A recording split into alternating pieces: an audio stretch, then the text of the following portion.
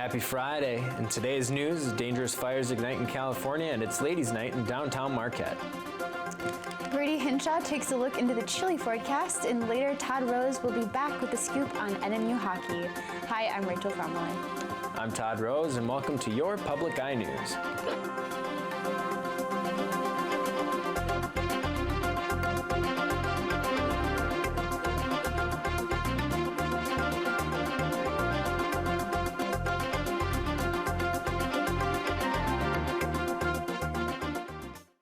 If you're like me, there's nothing quite like the feeling and sound of dropping a needle onto a new record, or an old one at that. Next week, vinyl lovers will have the chance to add to their collection as the NMU Vinyl Club prepares for another pop-up record sale. The sale, which will offer an abundance of tapes, records, CDs, and more, will be at the Ordock Brewing Company starting next Thursday, November 7th from 4 p.m. to 11 p.m. It'll keep going through Friday of November 8th and Saturday, November 9th from noon to 1 a.m. both of those days. And then the sale ends on Sunday, November 10th, with that day running noon to 11 p.m. And Ladies' Night will be back in Marquette in just a few weeks' time. This will be the 23rd annual Ladies' Night, which takes place in downtown Marquette, and downtown businesses will be offering up special treats, including giveaways, food, and other prizes. Participants can also purchase passports, with the proceeds from those going to the Marquette Women's Center. Since 2013, more than $10,000 have been raised for the center from Ladies' Night events. The Menominee County Sheriff's Office was assisted by forensic scientists of the Marquette branch of the Michigan State Police Crime Laboratory to connect shootings that occurred at the Stevenson Road Commission building in both February 2016 and April 2018. Their efforts led to the arrest of 68-year-old Powers resident Raymond Lee Betters. The former employee of the Menominee County Road Commission was brought into custody Tuesday, October 29th for making terroristic threats and aggravated stalking, both of which are felony offenses. Betters' bond is set at $500,000 and he is being held at the Menominee County Jail. And another disturbing arrest of 41-year-old Stephen Andrew Wallagore of Marquette was made yesterday, involving multiple counts for sexually abusive material, using a computer to commit a crime, and sexual contact with animals.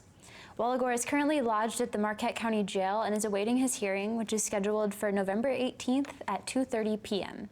His combined maximum sentences could equal up to 60 years of time in prison.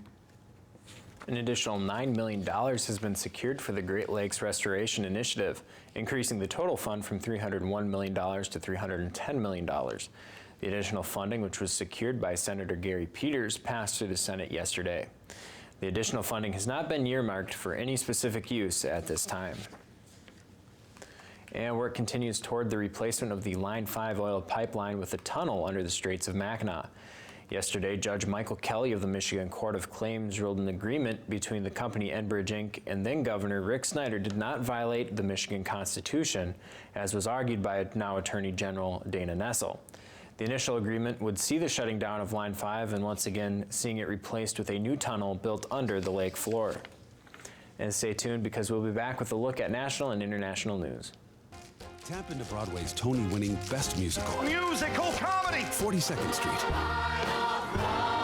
You know the songs and love the story about the chorus girl fresh off the bus who has to replace the diva leading lady. Come and meet those dancing feet in the tap-happy 42nd Street on Great Performances. Tonight at 9 on WNMU TV. Welcome back. Laura Hurst, 36, was found unresponsive in a home in northern Indiana. According to Indiana State Police Sergeant Kim Riley, Hurst was found with an 8-foot python wrapped around her neck, and the home was renovated to be filled with 140 snakes that were currently residing there. The house is listed as being owned by neighboring county sheriff Don Munson, who found Hurt unconscious. Munson disclosed in 2001 to Journal and Courier that he bred snakes for sale. Hurst's autopsy is scheduled today to confirm if her death was caused by strangulation. And crews are battling a new fire that exploded last night in Ventura County, northwest of Los Angeles. It grew in just a few hours to more than 8,000 acres. More than 7,000 people are under evacuation orders, and it's just one of many wildfires burning throughout California. Carter Evans is in Somis in Ventura County, where firefighters are expecting a break in the weather later today. Overnight, the fast-moving Maria fire descended upon small agricultural communities known for their citrus orchards and avocado farms. Hundreds of firefighters raced to respond, battling back flames as they threatened to breach property lines.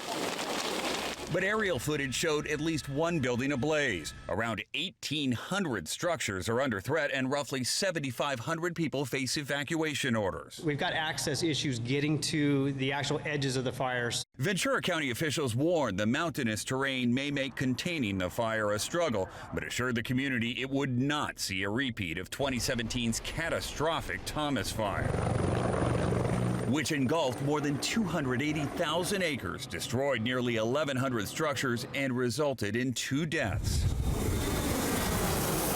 Earlier this week, Ventura County was already facing the so-called easy fire, which is now 60% contained. And east of Los Angeles, firefighters yesterday made progress on the Hillside Fire in this San Bernardino neighborhood. I was asleep.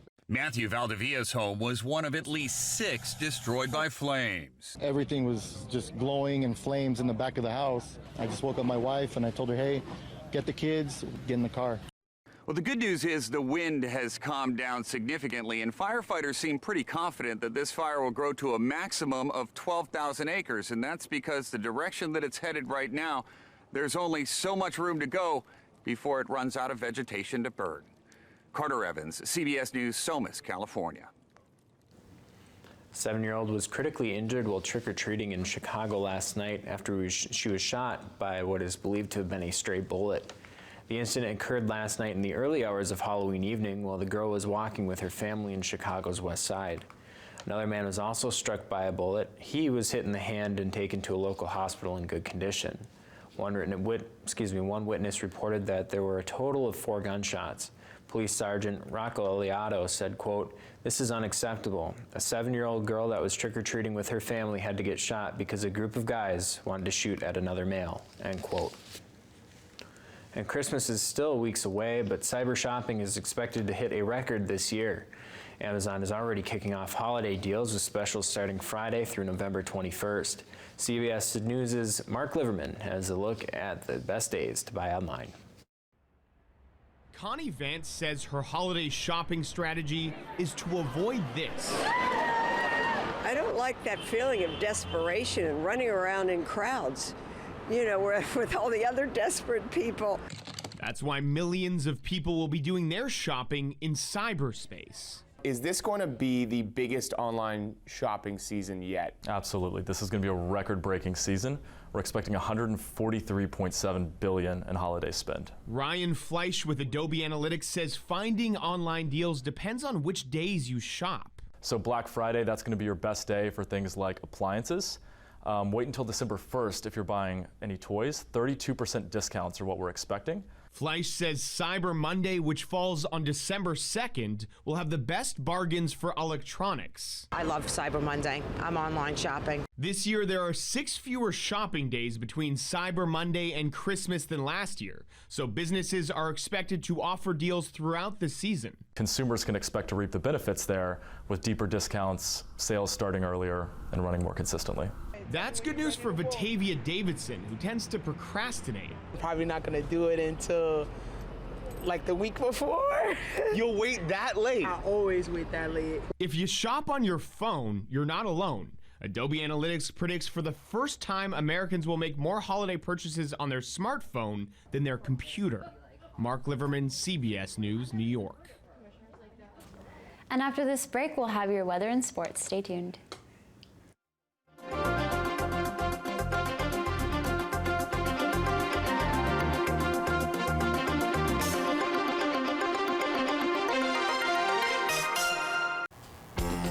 Coming up this week on High School Bowl, we kick off our 42nd season of Scholastic competition with 2 great games. In the first one, Superior Central takes on Big Bay Denok. I'm Jim Koski, and then in the second part of our game, it's kind of a battle of M95 as Republic Michigami takes on Iron Mountain. That's coming up this week, the 42nd season premiere of High School Bowl.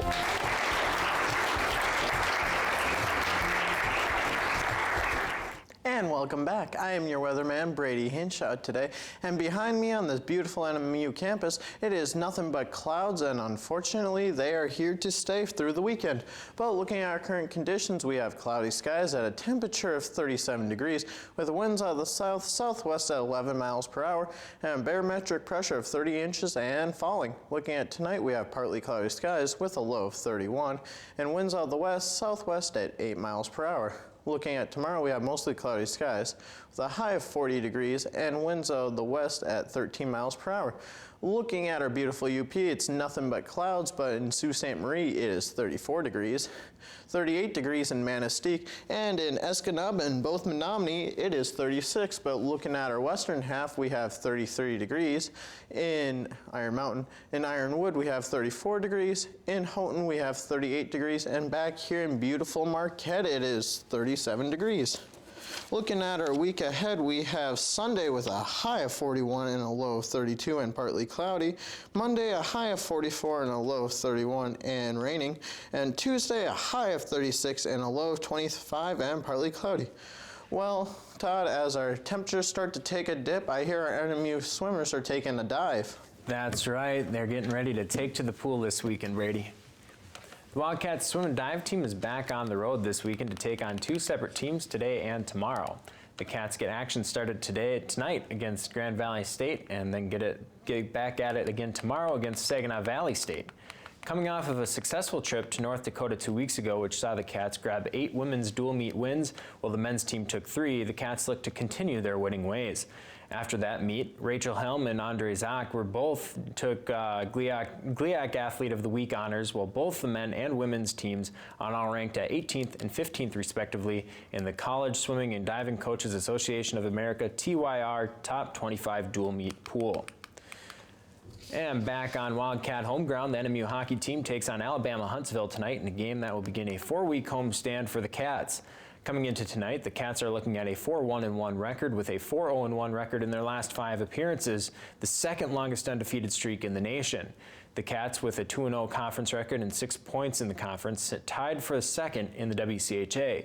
The Chargers, on the other hand, are hoping just to get their first win of the season as they enter the game tonight 0-6. Tonight's game sees puck drop at 7:07, while tomorrow's game gets underway again with the new Saturday start time at 6:07 p.m. To our Cats on the ice and in the water, good luck this weekend. And NASCAR heads to the Texas Motor Speedway this weekend for race 2 in the round of 8 of the Monster Energy Cup Series playoffs. Last week's opening race at Martinsville went to Martin Truex Jr., who punches his ticket to the championship 4. That win, though, was overshadowed by a scuffle between 2 other playoff drivers, Denny Hamlin and Joey Logano, who butted heads on pit road after the race following contact on the track that cut down Logano's tire, sending him spinning. Logano recovered to finish 8th, while Hamlin held on for 5th. Speaking of Denny Hamlin, he was the winner of the race at Texas Motor Speedway in the spring. Will another playoff driver win and claim their championship ticket to Homestead, Miami, or will a non-playoff driver sneak up and walk away with the checkered flag? The sure-to-be drama-packed race can be seen on Sunday at 2 p.m. live on NBC Sports Network. And earlier today, Clint Boyer was fastest in practice by clocking the fastest time there in Texas. But I think, speaking of time, that's all the time we have for you here today on Public Eye News. Thanks for joining us, and we'll see you next week. Have a great weekend, everybody.